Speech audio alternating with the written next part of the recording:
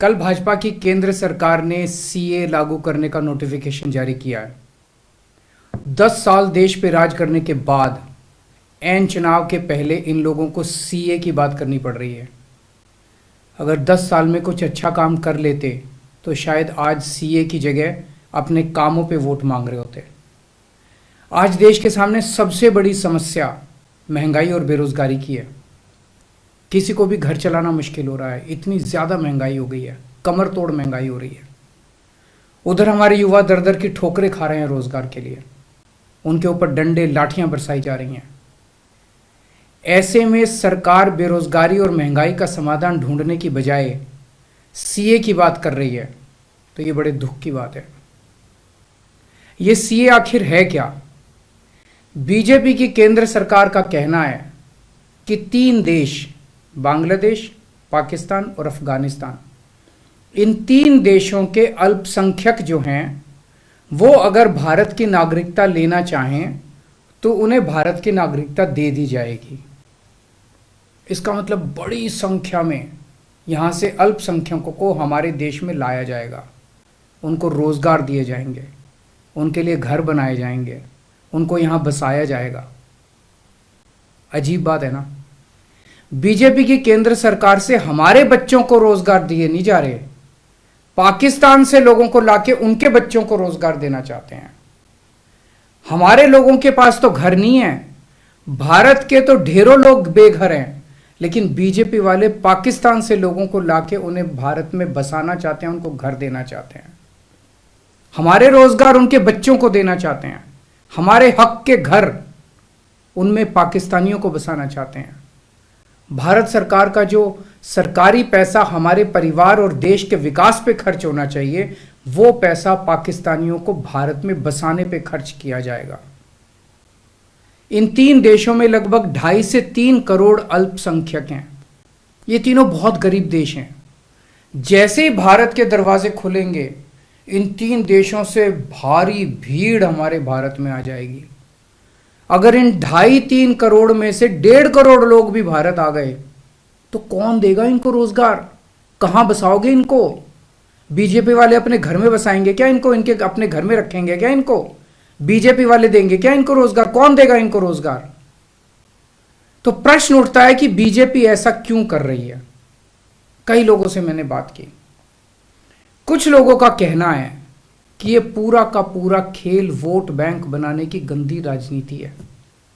इन तीनों देशों से 1.5-2 करोड़ लोगों को अगर भारत ले आया गया और उनको चुन चुन के इस तरह से देश के अलग अलग भागों में बसाया गया, जिससे जहां जहां बीजेपी के वोट कम हैं वहां झुग्गियां डाल के अगर इन लोगों को वहां बसाया गया तो वहां बीजेपी का एक पक्का वोट बैंक तैयार हो जाएगा, बीजेपी के वोट बढ़ जाएंगे। और आने वाले, इस चुनाव में तो नहीं, आने वाले भविष्य के चुनाव में बीजेपी को इससे बहुत बड़ा चुनावी फायदा मिल सकता है, ऐसा कुछ लोगों का कहना है। मुझे नहीं पता ये सच है कि गलत, लेकिन सबसे बड़ा प्रश्न है कि बीजेपी ये क्यों कर रही है। एक तरफ बीजेपी की हरियाणा सरकार हरियाणा के बच्चों को रोजगार देने में असमर्थ है।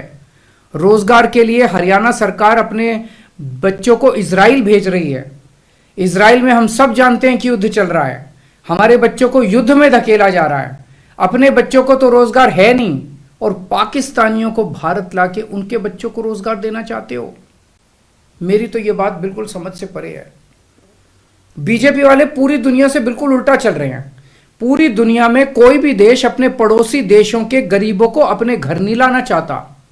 पड़ोसी देशों के लोगों को अपने देश में आने से रोकने के लिए पूरी दुनिया में हर देश तरह तरह के कानून बनाता है, बॉर्डर पे दीवारें लगाता है, बॉर्डर पे बिजली की तारें लगाई जाती हैं ताकि पड़ोसी देश का कोई भी व्यक्ति हमारे देश के अंदर ना आ सके।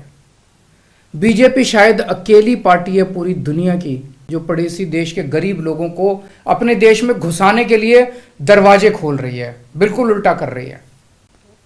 एक और बात है सोचने की, पिछले 10 सालों में 11 लाख से ज्यादा भारत के बड़े बड़े अमीर उद्योगपति और व्यापारी भारत छोड़ के चले गए।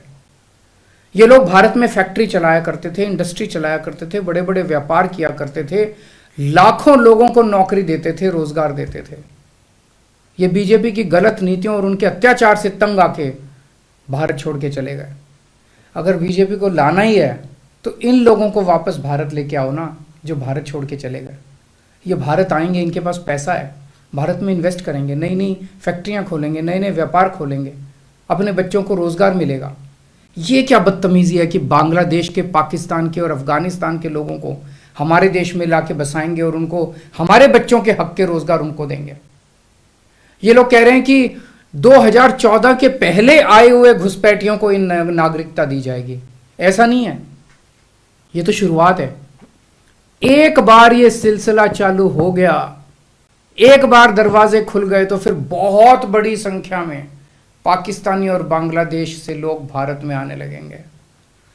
आज बीजेपी कह रही है 2014 के पहले आए हुए लोगों को ही नागरिकता दी जाएगी। देख लेना, अगले चुनाव में ये बीजेपी वाले इस तारीख को बढ़ा के 2024 कर देंगे कि 2024 के आए हुए पहले वाले लोगों को दी जाएगी, और फिर इसे और आगे बढ़ा देंगे। मोटी मोटी बात यह है कि पाकिस्तानियों और बांग्लादेशियों के लिए भारी संख्या में भारत आने के लिए बीजेपी सरकार ने दरवाजे खोल दिए।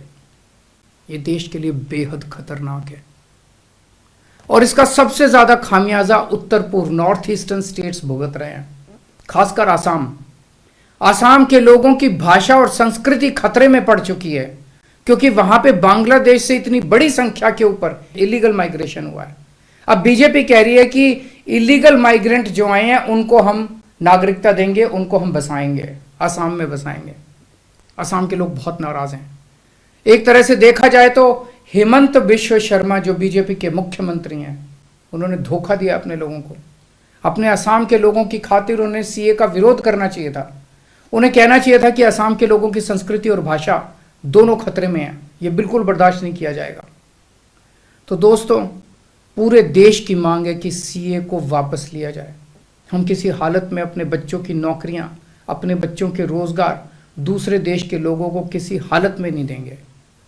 और अगर बीजेपी नहीं मानती तो इसको वापस नहीं लेती, तो इस चुनाव के अंदर बीजेपी के खिलाफ वोट करके आप अपना गुस्सा जाहिर कीजिए।